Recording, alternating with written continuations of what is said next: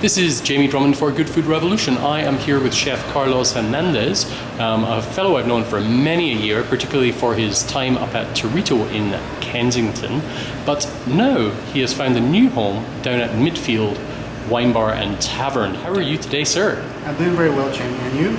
I am fantastic. It's a lovely summer afternoon in Toronto, and I thought I'd come in and have a little chat with you about what you're doing with the menu at Midfield. So, how does the food that you're preparing here differ from the food that you've made at Torito and at your chicken adventure just across the road from Trinity Bellwoods Park? Well, it seems to follow the same lines, but I think I've seen it evolving, but it's changing a little bit into the perspective, like adding, using more vegetable or products of tomatoes or whatever it's green beans and making more kind of vegetarian.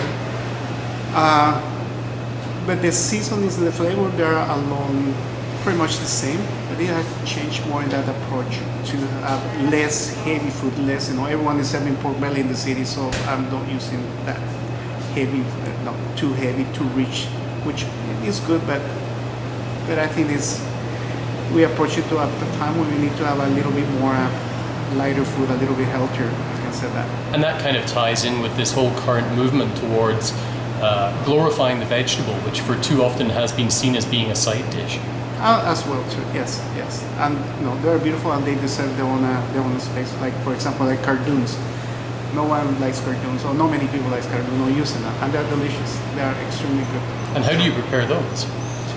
Well, you do prepare those cardoons, but in the season you have to peel them. They are pain in the neck because they are.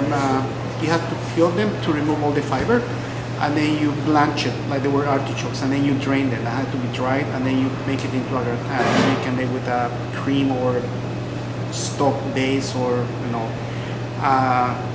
you can take some bacon, can take some ham. They're very, they really like the cream. So we can do that. And once you make a gratin, it's really good. So you prepare like in a gratin, it's fantastic. With some breadcrumbs on top, it's delicious. What is your background and how did you get into cooking? I'm come from El Salvador, Central America, and how I got into cooking it was by accident. I was in school in Portland, Oregon, and 1 month I didn't get the money to support myself, so I ended up getting a job in a restaurant. So since then, I guess I quite developed a bug for cooking. So self-taught?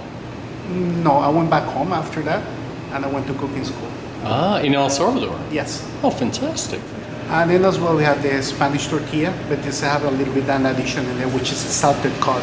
So, and as well too, it's very, I guess, Mediterranean, Italian, whatever, you can take it from different places. And it's a dish easy to eat, you can have it hot or room temperature or either warm, whatever. But it's kind of nice to be nibbling, having a glass of white or cava or whatever you're going to have. As well too, you can see we have the octopus terrine as well too. How do you prepare the octopus? The octopus is very simple. Okay, you get the octopus, you defrost it or you buy it fresh, whichever you want to. You prefer to, and then you cook it. I don't add anything else, just sea salt. From cold, I bring it to a boil, about 45 minutes to an hour until the octopus is tender. And then when you pierce it like a potato, that it feels that it's like, not al dente, but the knife goes through, then it's done. Pull it out, cut it, and mold it a terrine, put it into a terrine dish. And before I saute with a little bit, I put some smoked paprika, and then you put it into terrine, fold it with wrapping paper, and then just put a weight. And then that's it. Overnight, you let it set, and the same all from the skin. I don't remove the brown part of the skin or the red, whatever turns red or black or whatever you're gonna see the color, because that's where you keep the protein, which glues everything. So the next day is already pressed. You just cut it, and that's it. You serve it with a salad, tomatoes, cucumbers, onions, lots of course chopped parsley, or could be fava beans, or could be asparagus. You can play as you like the combinations. The side dishes, so we can call it could be different. So it's a very neutral dish. You can join it with different, it have different companions. Now you're here in the heart of Little Portugal. How much are you embracing all of the local suppliers, the fruit and vegetable stores, the butchers across the street? Are you taking any parts of Little Portugal and bringing them into your menu? Absolutely, yes. I mean, it's out of the convenience, out of the necessity rather than other things. I go across the street to get some of the, some meats that I need, and the fish too. Another gentleman that is hold a lot of food. He has a great fish, so I go there to get the octopus and all the shrimps and fish that I might use. So I do. It's out of the convenience, and also establish a little bit of a neighborhood thing, Now, you've been living in this neighborhood for quite a few years now, so you must know a lot of these store owners quite well. A little bit. Now, you're right across the road from what is known as the Disco Butchers. Is that a butcher's store that you recommend? Because you did say you pop in there and get some stuff sometimes. The quality is it depends. It's on the eye of the beholder. Some people aim to have organic or Sanagans or other places, which is a different level.